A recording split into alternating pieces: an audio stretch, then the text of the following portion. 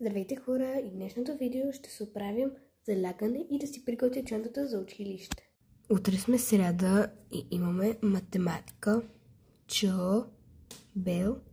Бел, ФВС и за жалост ЧК. За тези, които не знаят, Ч'то значи човек и общество, а ЧК част на класът.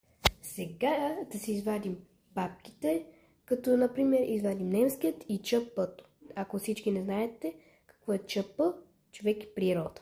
Сега вадим ЧП-то. Нека се опитаме да го извадим. И го извадихме.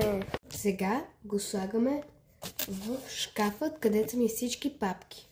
Ето ми го и ЧО-то. Извадихме и немският. Ето го и го спъхваме. Ето там. Ето го и българският. Той е в синя папка и много не се вижда, но вътре наистина има български. Ето български език. И го пъхаме ето тук. Пъхнахме и български. Почисти си нещата от някои неща, които много не ми трябват. Това може би ще си го взема. И така си направих чантата. Малко ще побързам, като си прибера чантата на перфектното място за утре и си избера аутфитът за утре.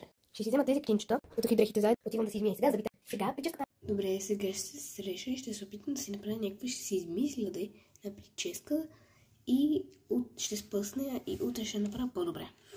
Мисля да направя прически, имаш една коса и няколко плитчици отзад и нещо такова. Но мисля да направя като нещо подобно прическата на Зои. Тези сигурно не се сещат коя е тази Зои. Зои от K-pop Demon Hunters. Това беше ура, чао!